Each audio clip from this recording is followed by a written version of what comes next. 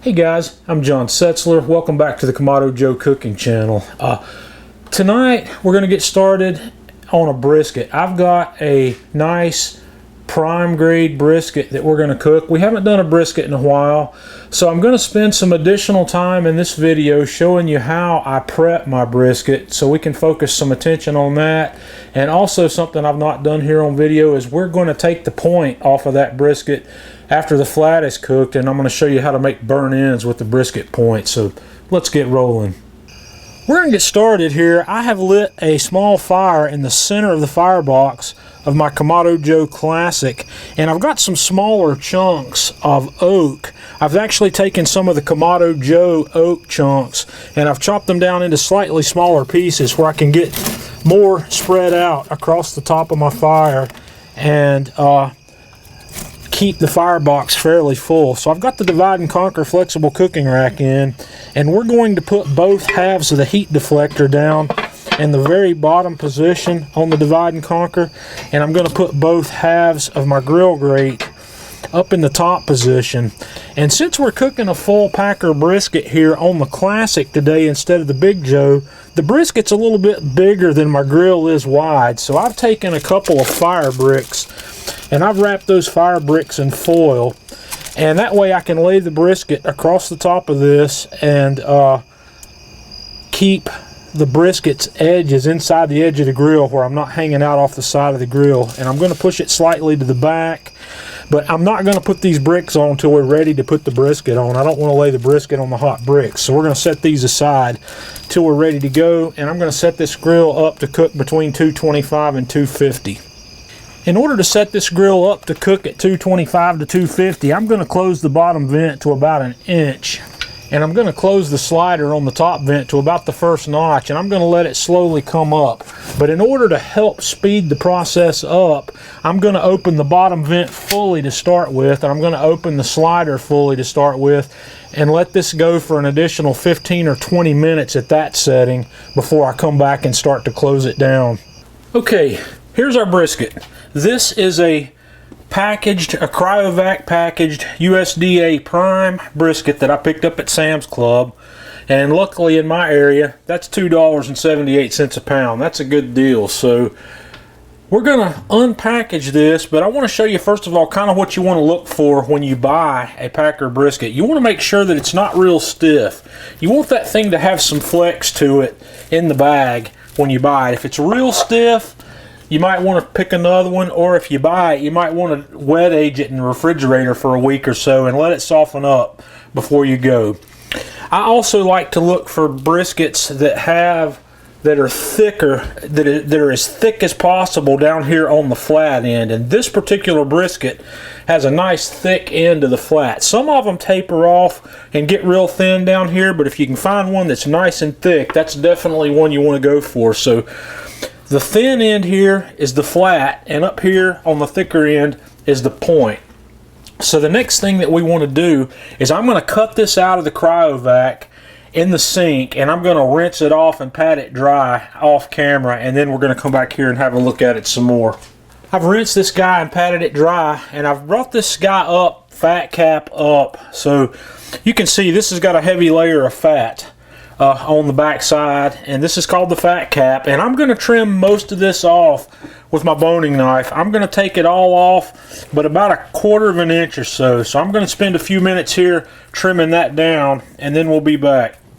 Okay, I've got the fat cap side trimmed up about like I like it, and that's how much fat I trimmed off of it. I'm saving this fat that we trimmed so we can weigh that and see exactly how much fat we're tossing out. So at that point, I'm going to flip this guy over, and we got to do some work here. There's a big vein of fat right here that I'm going to take off.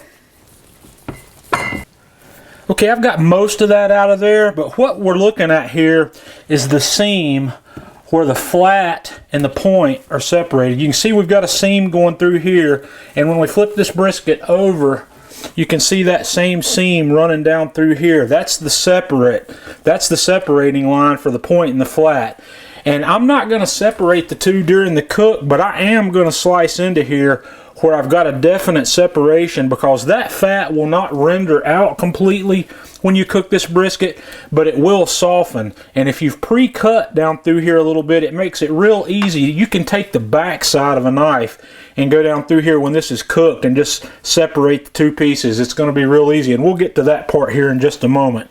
But while we're still on the top side, I've got silver skin here that I want to take off, and I've got some additional fat on the meat side here that I want to get off. I don't want to leave any of that silver skin on there, because that will keep my rub from penetrating the meat. So we're going to go ahead and work on the top side of this for a few minutes.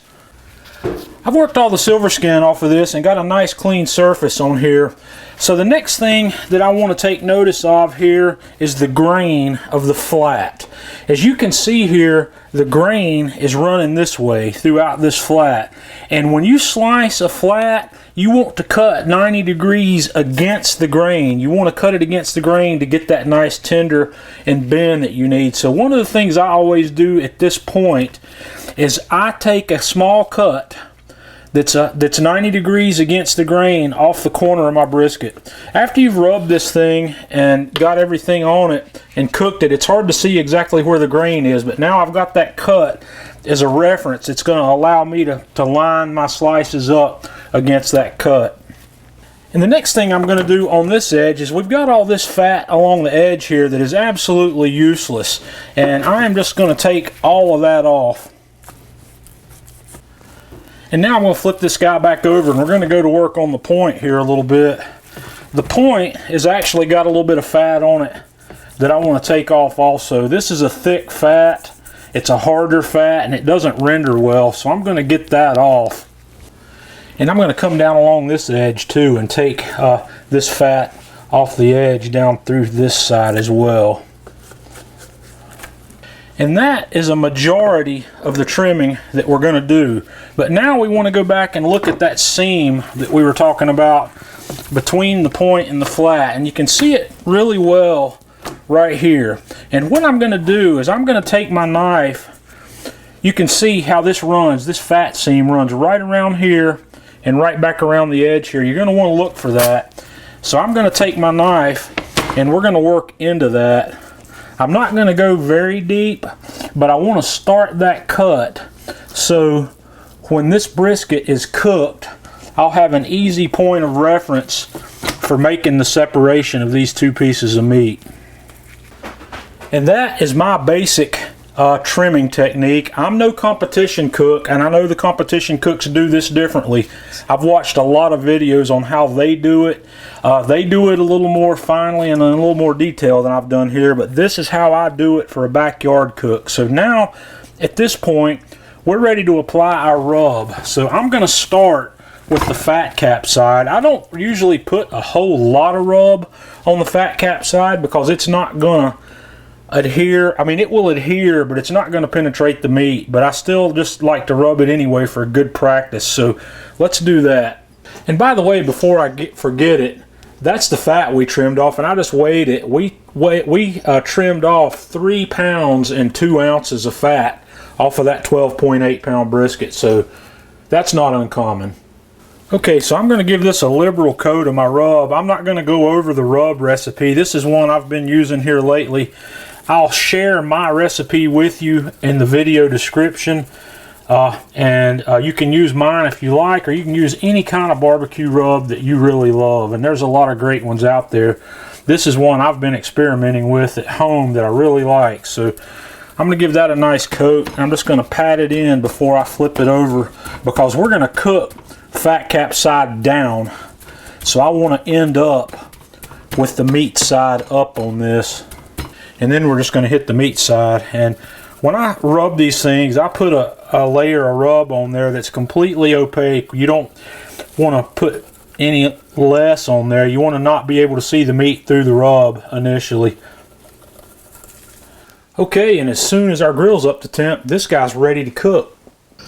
Our Kamado Joe Classic is just about up to temp, and I've got a nice light smoke rolling across there. So I'm going to set these fire bricks on here in the middle, and I'm going to set them slightly back because I don't want this brisket to be too high in the front of the grill where I'm going to be into my dome or thermometer probe. So now we're just going to lay this brisket right across those fire bricks to where it'll still fit on the grill and I can still close the grill. So we're going to close this up and we're going to let this guy cook until I get an internal temperature in that thick part of the flat up to around 200 degrees or so. So this is going to go in overnight.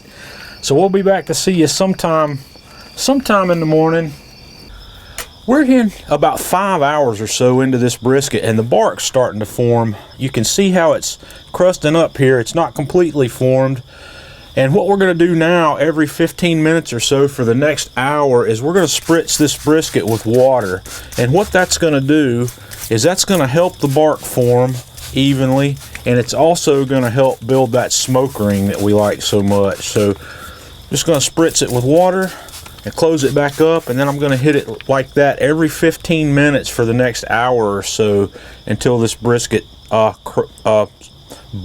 is really nice all the way across.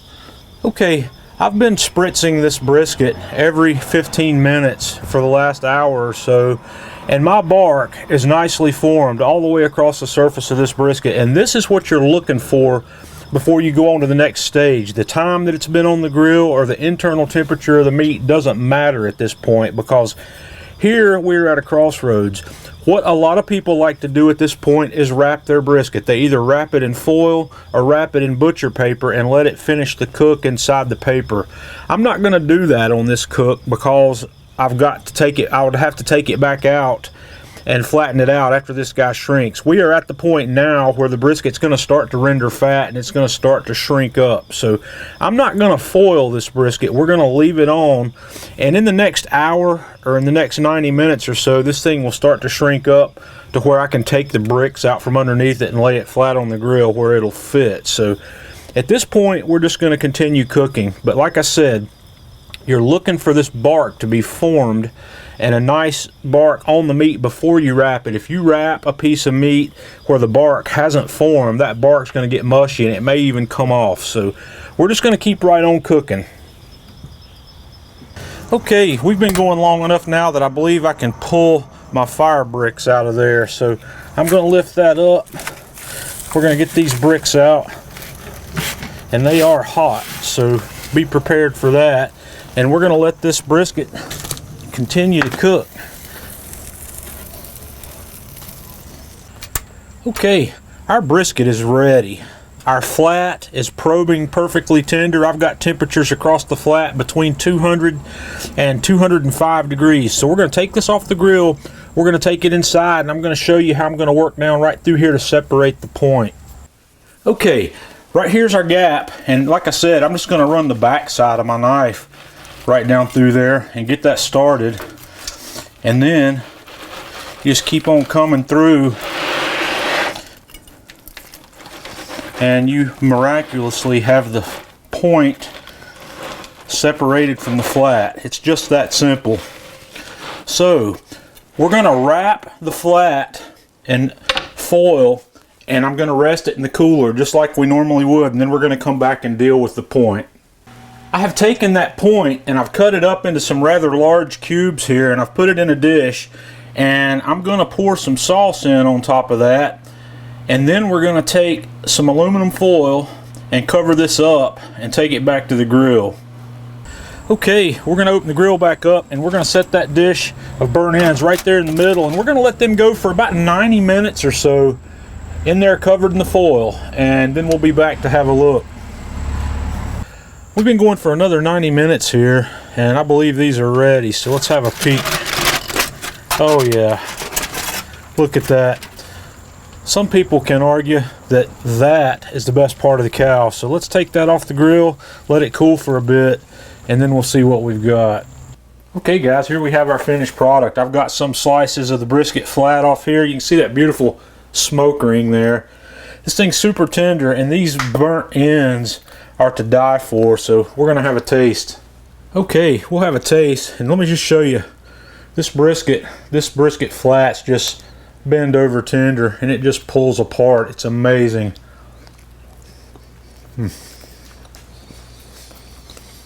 Beautiful flavor, but the burnt ends are really the jewels here.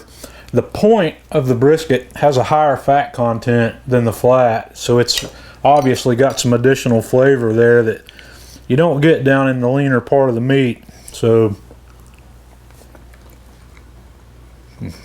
guys, it's really fantastic. If you haven't made burnt ends from a brisket point, you can do it. Give this a try, because like the brisket point, when you trim like I trimmed this brisket, it gets done almost the same time as the flat. There's not a lot of lag in the difference, but when you sauce that and put it back in a covered dish for another 90 minutes or 2 hours on the grill, it becomes like butter in your mouth.